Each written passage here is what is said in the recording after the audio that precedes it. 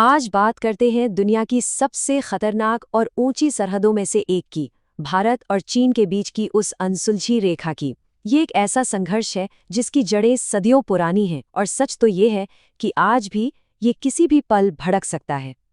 तो सबसे बड़ा सवाल यही उठता है, अगर चीन का आधिकारिक दावा है कि उसने कोई जमीन नहीं ली है, तो फिर ये सारा तनाव, ये टकराव आखिर है किस बारे में? चलिए इसी पहेली को सुलझाने की कोशिश करते हैं। अच्छा, तो आज जो कुछ भी हो रहा है उसे समझने के लिए ना हमें इतिहास में थोड़ा पीछे जाना होगा। हम शुरुआत करेंगे आज के कन्फ्यूजन से, फिर देखेंगे प्राचीन संधियां क्या कहती थी, कैसे अंग्रेजों के खींचे नक्शे आज भी मुसीबत बने हुए हैं, और ये सब हमें कैसे आज के सैन्य गतिरोध तक ले आया। तो सबसे पहले एक बहुत ही आम कन्फ्यूजन को दूर करते हैं। हम अक्सर LAC और LOC के बारे में सुनते हैं, लेकिन पाकिस्तान के साथ जो नियंत्रण रेखा यानी LOC है और चीन के साथ जो वास्तविक नियंत्रण रेखा यानी LAC है, इन दोनों में जमीन आसमान का फर्क है। और यहीं पर सारी समस्या की जड़ छिपी है। देखिए, LOC एक सहमत सीमा है, बाकायदा कागज पर खींची गई है, दोनों तरफ से साइन की हुई है। लेकिन LAC वो तो बस वो जगह है जहां 1962 में लड़ाई रुकी थी। कोई औपचारिक समझौता नहीं, कोई नक्शा नहीं, बस सैनिकों की पोजीशन। और यही वजह है कि ये बार बार टकराव का केंद्र बन जाती है। तो सवाल ये है कि ये इतनी अनिश्चित, इतनी धुंधली सीमा आखिर आई कहाँ से?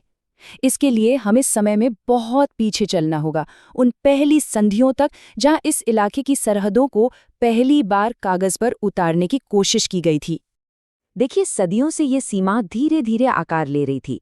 7वीं सदी के तिब्बती साम्राज्य से लेकर 17वीं और 19वीं सदी की संधियों तक एक तरह से कागज पर एक मान्यता प्राप्त सीमा थी। और ये सब तब हुआ था जब भारत और चीन जैसे आज के आधुनिक देश बने भी नहीं थे। और ये एक बहुत ही महत्वपूर्ण ऐतिहासिक बिंदु है। सोचिए, 1842 में चीन के सम्राट के प्रतिनिधि ने खुद एक संधि पर दस्तखत किए थे, जिसमें आधिकारिक तौर पर यह माना गया कि अक्साई चिन लद्दाख का ही हिस्सा है। आज भारत का जो दावा है, ये उसका एक बहुत बड़ा आधार है। और फिर आए अंग्रेज, और मध्य एशिया पर कब्जे के लिए रूस के साथ उनकी जो ग्रेट गेम वाली दुश्मनी थी ना, उसने सब कुछ बदल के रख दिया। अचानक नक्शे फिर से खींचे जाने लगे और यहीं पर अलग अलग दावों के बीज बो दिए गए। कन्फ्यूजन की असली जड़ यही है। अंग्रेजों ने खुद ही दो बिल्कुल अलग अलग लाइनें बना दी। एक लाइन के हिसाब से पूरा अक्साई चीन भारत का था, दूसरी लाइन ने उसका एक बड़ा हिस्सा चीन को दे दिया। मतलब वो एक ऐसी उलझन भरी विरासत छोड़ गए जिससे दोनों देश आज तक जूझ रहे हैं। फिर 1914 में ब्रिटेन ने शिमला में सब कुछ ठीक करने की एक और कोशिश की। तिब्बत को बांटा, एक बफर जोन बनाया, सब कुछ सेट करने की कोशिश की। लेकिन एक बहुत बड़ी दिक्कत थी। चीन ने इस समझौते पर साइन करने से ही मना कर दिया। मतलब उनके लिए ये समझौता कभी लागू हुआ ही नहीं। खैर, जब भारत आज़ाद हुआ और उधर चीन में कम्युनिस्ट सत्ता में आए, तो माहौल पूरी तरह बदल गया। वो जो भाई भाई वाला दौर था ना, वो बहुत जल्दी एक कड़वे संघर्ष में तब्दील हो गया। और चीन की तरफ से इस तरह के बयान आने लगे कि तिब्बत तो चीन की हथेली है और लद्दाख, नेपाल, सिक्किम जैसे इलाके उसकी 5 उंगलियां हैं। अब आप सोचिए, हिंदी चीनी भाई भाई के नारे कहाँ और ये बातें कहाँ? ये साफ तौर पर अपनी ताकत दिखाने का एक संकेत था। और फिर आया साल 1962। सब कुछ एक साथ हुआ। चीन ने चुपचाप विवादित अक्साई चिन से एक हाईवे बना लिया था और फिर अक्टूबर में एक बड़े पैमाने पर हमला कर दिया।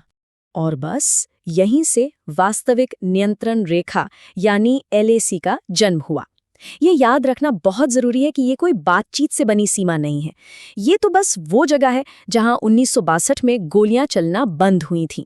ये संघर्ष से पैदा हुई एक सीज़फायर लाइन है बस। हाल के दशकों में लड़ाई का तरीका ही बदल गया है। अब कोई खुला युद्ध नहीं होता, बल्कि अब जमीन पर धीरे धीरे छोटे छोटे बदलाव करने की एक नई रणनीति अपनाई जा रही है।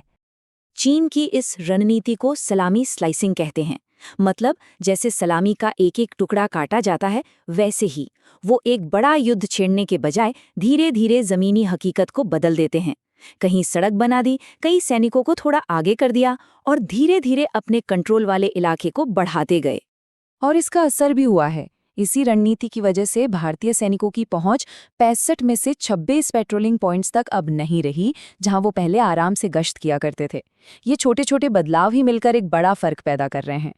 और ये जो दशकों से तनाव सुलग रहा था ना, वो आखिरकार 2020 में भड़क गया। वजह क्या बनी?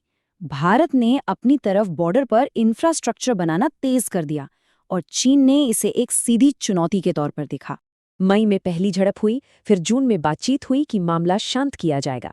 लेकिन फिर 15 जून को गलवान घाटी में वो क्रूर संघर्ष हुआ। यह हफ्तों तक चला एक बहुत ही तनावपूर्ण सिलसिला था। और नतीजा?